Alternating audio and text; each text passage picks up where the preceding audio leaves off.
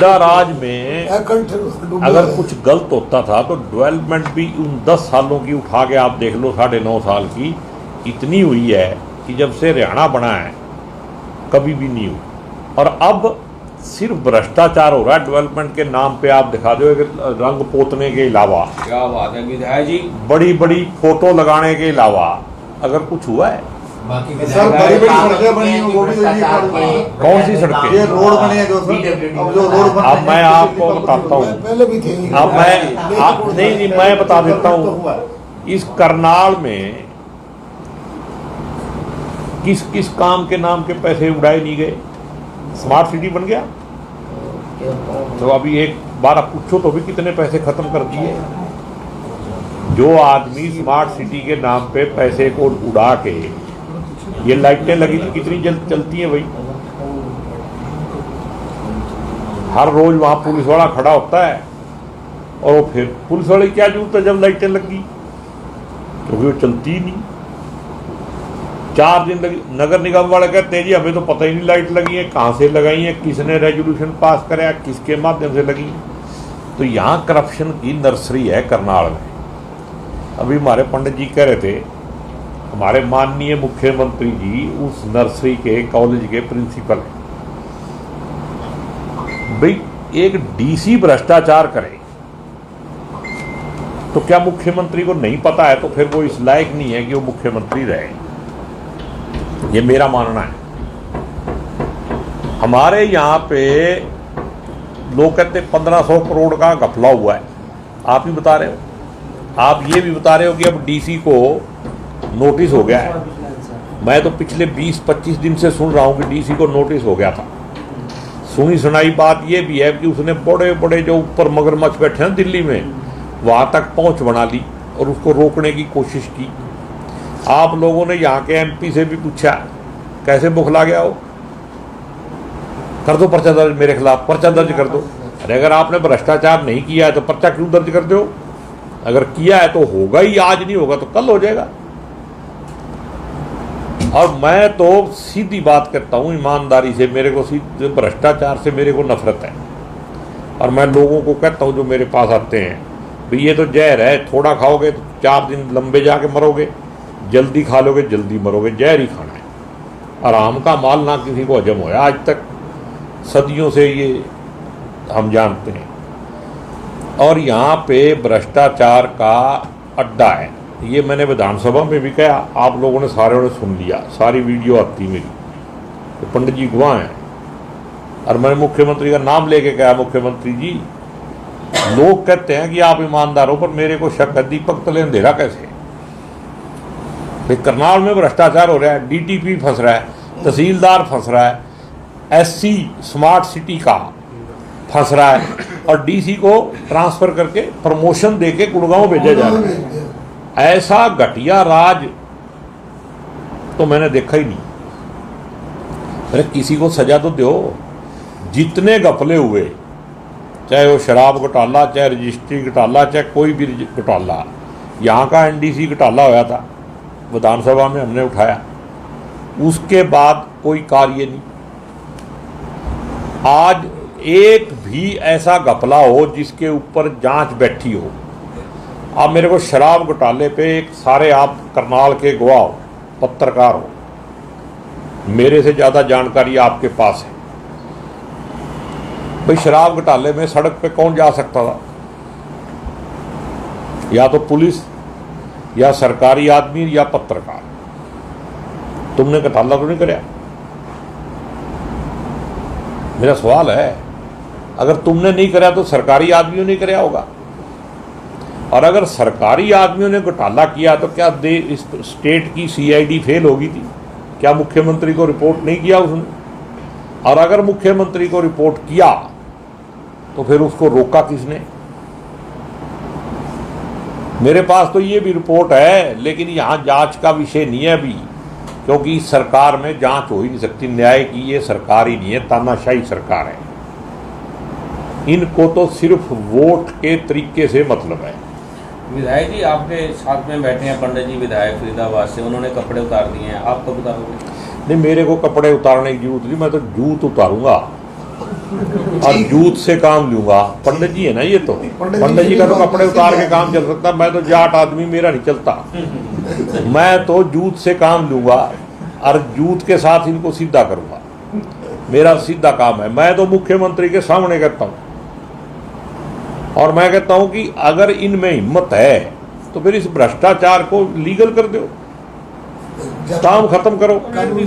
रोज की रोज इतनी विजिलेंस, इतनी लोगों को इंक्वायरी बैठा के क्यों परेशान कर रहे हो? लूटने दो जिसको लूटना, जंगल राज तो ही है, हिटलर के रास्ते पे चल ही रहे हैं।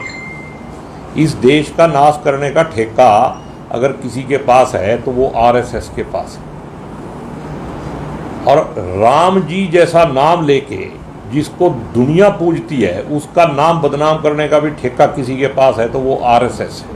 इस देश में नफरत अगर कहीं से फैलती है तो उसकी नर्सरी नागपुर में आरएसएस है।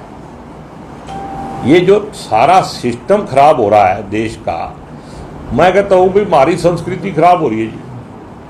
आप जितने लोग हो, आप में से जो बीजेपी में नहीं है वो देशद्रोही है। जो बीजेपी की तरफ नहीं है ना, यस सर, वो देशद्रोही है। आपने पंडित जी से पूछा भी, आप पंडित जी ने बताया भी आप पानीपत से आए। आप मेरे से पूछो भी मैं क्यों नहीं गया वहां, बताओ ना, पूछा ही नहीं आपने। आप पूछ रहे हैं, आप भी गए थे क्या? मेरे को निमंत्रण नहीं दिया विधायक जी, विजिलेंस मेरे को आज तक। गुरु तेग बहादुर के, मैं आपको अगर स्टोरी थोड़ी लंबी है बात, गाड़ी कौन सा फिर सुनाऊंगा। अब भाटिया जी मेरे को फोन करते हैं। भाटिया जी कौन से? हाँ भाई भी थे वहाँ डेरा कासवा में। नहीं एक मिनट जैन साहब, ऐसे जैन साहब मैं बताऊं, मैं देखो झूठ नहीं बोलता, चाहे तलवार भी रखी हो। मैं अपनी पार्टी के बारे में भी सच्ची बोलता हूँ ना, ऐसे ही मैं बता रहा हूँ। तो मेरे को कहते भाई मिलना है, तो मैं यहाँ से जा रहा था। भाटिया जी एक एमपी है हमारे यहाँ, वो जिसके पोस्टर लगे हुए, मतलब गुमशुदा की तलाश। हाँ, गुमशुदा की तलाश के है ना। तो मैं जा रहा था, बोले कहाँ मिलोगे? मतलब रेस्ट हाउस मिलते हैं। मैंने संत की तरफ जाना था तो रास्ते में मिले, बोले भी ऐसे ऐसे प्रोग्राम है और मैं आपको बताऊंगा, मीटिंग करनी, मुख्यमंत्री जी आएंगे। मैं ठीक है। समय निकल गया, इन्होंने 9 तारीख की मीटिंग रखी। और जैन साहब, मैं ईमानदारी से बता रहा हूँ, मेरे को नहीं पता था, मैं असंध से आ रहा था। तो मैं 2 बार कार सेवा डेरे गया। वहाँ बाबा सुक्खा सिंह जी हैं, मेरी उनकी मुलाकात नहीं। तो मैंने वैसे ही, अभी 5-1 बजे थे, थोड़ा जल्दी आ गया मैं। तो मैंने ड्राइवर को कहा, मैं जरा कार सेवा के डेरे की तरफ मोड़, अगर बाबा जी होंगे तो चल देखते चलते हैं। तो मैं वहाँ चला गया।